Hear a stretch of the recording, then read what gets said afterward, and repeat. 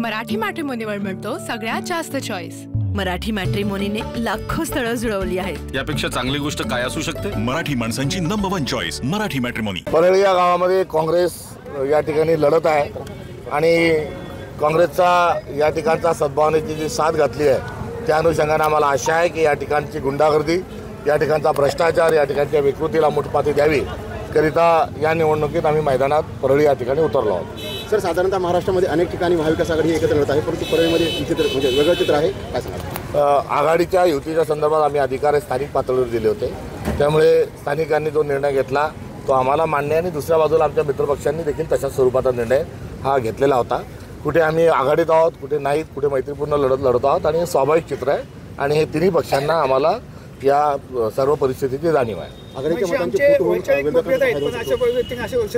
केलेलं आहे आता पवार साहेबांनी की मनसे आणि आमचे वैचारिक मतभेद आहेत, मात्र भाजपला हटवण्यासाठी आम्ही एकत्र लढतोय। त्यांची असणारी ती व्यक्तिगत त्यांच्या पक्ष म्हणून भूमिका आहे, ते ज्येष्ठ नेते आहेत, महाराष्ट्राचं जाणतं नेतृत्व आहे, त्यांनी व्यक्त केलेली भावना आहे। इथं पर स्थानिक आमचं जे संघटन आहे, मुंबई जे प्रांत आहे, ते मुंबई प्रांताची मंडळी या संदर्भामध्ये निर्णय घेते। आघाडीच्या मतामध्ये फूट होऊन ती विरोधकांचा फायदा होऊ शकतो। आघाडीच्या अनुषंगानं अशा प्रकारचा कुठलाही अपप्रचार जो होत आहे तो चुकीचा आहे, कारण खूप ठिकाणी महायुती वेगवेगळी लढत आहे, त्यामुळे या स्थानिक पातळीवरच्या स्थानिक मुद्द्यांच्या अनुषंगाने असणारी निवडणूक आहेत, असा कुठलाही भाग नाही। मनसे आणि काँग्रेस एका ठिकाणी लढत आहे। बघा, मनसेच्या अनुषंगाने वारंवार जो विचारला जाणारा प्रश्न आहे हा अनाकलनीय आहे, त्या संदर्भामध्ये स्पष्ट स्वरूपाची भूमिका आम्ही वारंवार मांडलेली आहे। शरद पवारांनंतर 100चा आकडा पाहिजे भाजपनं कालपर्यंत 100 नगरसेवक 3 नगराध्यक्ष। गुंडाशाही, गुंडागर्दीच्या माध्यमातून कॉलर पकडून विड्रॉल करत लावत आहे।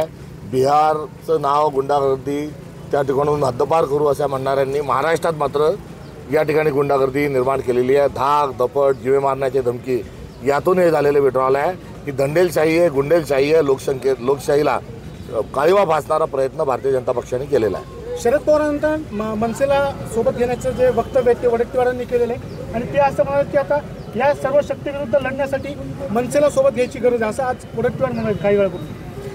त्यांचं वक्तव्य नीट मला माहीत नाही, त्याच्यामुळे त्याच्यावर प्रतिक्रिया देणं योग्य ठरणार नाही। ठाण्यात ठाकरेच्या सेनेच्या माजी नगरसेवकचं नाव मतदारसंघात वगळण्यात आलेलं आहे। ठाण्यामध्ये ठाकरेच्या सेनेच्या माजी नगरसेवकाचं नाव मतदारसंघात गायब करण्यात आलेलं आहे। असे मतचोरीचे अनेक मुद्दे, अनेक प्रकरणं हे महाराष्ट्रात आहे आणि निवडणूक आयोग हे भाजपच्या हाताचं भावलं बनलेलं आहे, हे ज्या सर्व प्रकरणातून सिद्ध होतं। थँक्यू। मराठी मॅट्रिमोनीवर मिळतो सगळ्यात जास्त चॉईस। मराठी मॅट्रिमोनीने लाखो स्थळं जुळवली आहेत। यापेक्षा चांगली गोष्ट काय असू शकते? मराठी माणसांची नंबर 1 चॉईस मराठी मॅट्रिमोनी।